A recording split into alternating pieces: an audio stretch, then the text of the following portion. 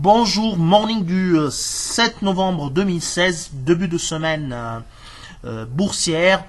Au menu de ce morning, commentaire du marché de la part de Bassem et quelques actualités. Après, je clôturerai avec un petit commentaire sur le débat de ces jours, à savoir la loi de finances.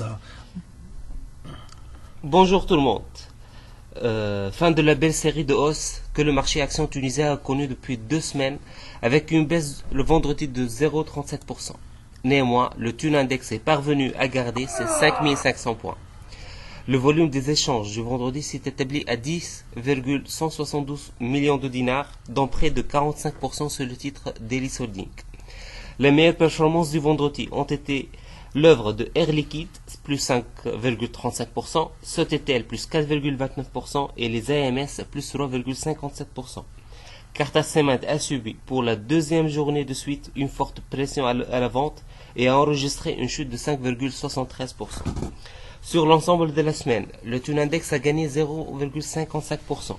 Sotemai a été la meilleure performance avec une progression de 16,5%, devançant Assad, plus 15,2 et Air Liquide, plus 11,7.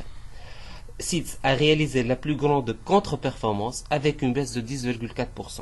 Globalement, le marché reste cher avec un PE 2016 de 17,8 fois et peu connecté avec la réalité économique du pays.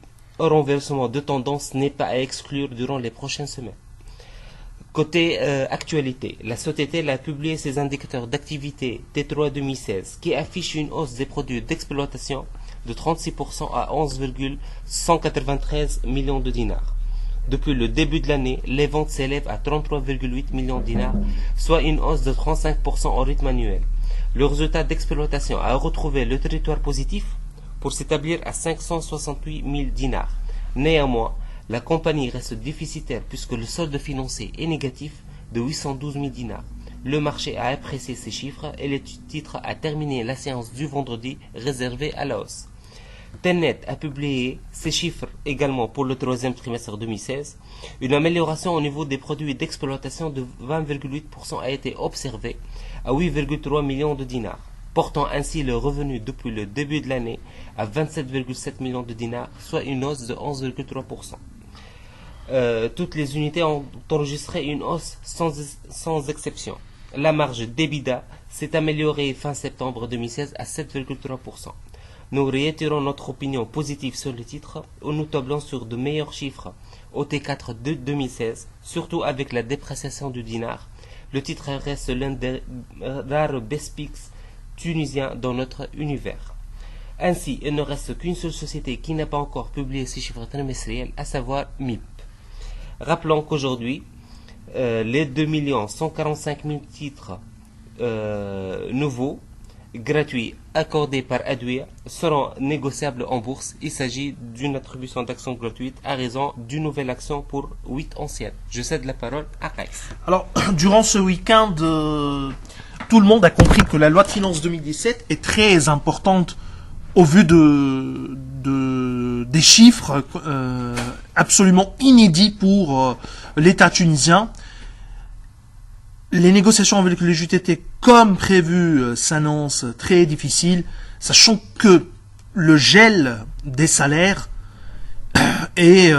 coûterait à l'État, ou permettrait à l'État plutôt d'économiser 1 milliard de dinars.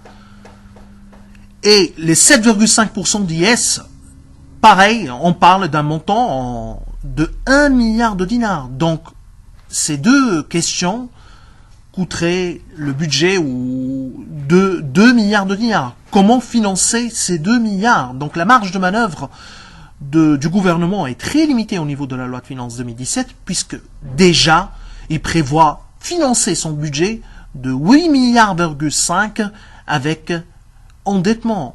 Donc, on le répète encore une fois, le budget, la loi de finances 2017 est la plus importante dans l'histoire moderne de la Tunisie.